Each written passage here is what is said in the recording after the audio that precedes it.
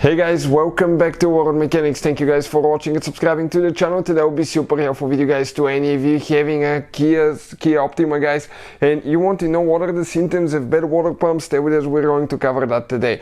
You will be surprised guys, sometimes we will explain which pump you need to buy, because if you buy the wrong one, okay, you may experience problems and overheating your engine. Also, every time you replace that pump, if you don't do one thing right guys, you can again overheat the engine to the point that you need new engine or the engine rebuild. So stay with us, we'll explain what it is and what are the symptoms of bad water pump.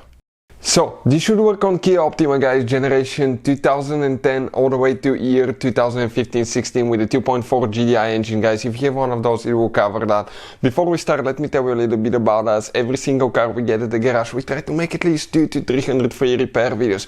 We take them completely apart and we show you how to fix pretty much anything. Why we do that? Simply because our mission in the shop is to save you as much money as we can. All we need guys in return, please subscribe to the channel, like the video, that way we can keep providing this free information to you. If you need to buy tools, parts for a really good price and quick shipping as well, check out the link in the description of the video below. That's where we get all our tools and supplies from.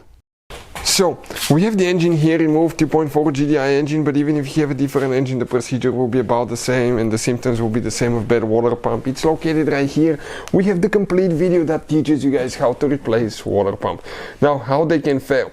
One of them, okay, water pumps can develop leaks guys, okay, and that can be two places. One is from the axle shaft right here, you can see.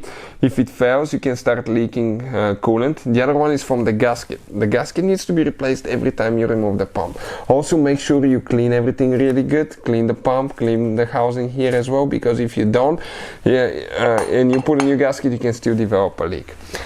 Another thing that can fail, okay, another symptom of a failing pump will be overheating engine, and that can happen guys, okay, if that fan right here actually, okay, that's what moves your coolant, gets loose from the axle, or if you have a pump with a plastic fan right here guys, it can break, crack, and as a result it will not circulate the coolant and you can overheat the engine. So the most common symptoms of a bad water pump will be coolant leaks coming from the water pump or engine overheating.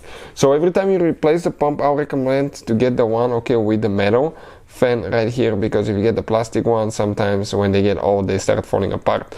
If you want to see guys how to replace it, the video is on our channel step by step. Now when you are done replacing the pump, super important, most people will just add coolant and start driving. Don't do that guys, you need to add coolant, but next you need to bleed the cooling system. If you don't bleed the cooling system, you can end up having an air pocket in the system, and that can result into overheating your engine to the point that you may need to buy a new engine or have the engine rebuilt. We'll have a special video how to bleed the cooling system on a Kia, so please check it out, it will be coming on our channel. Hopefully the video will be helpful. Thank you for watching and see you next time.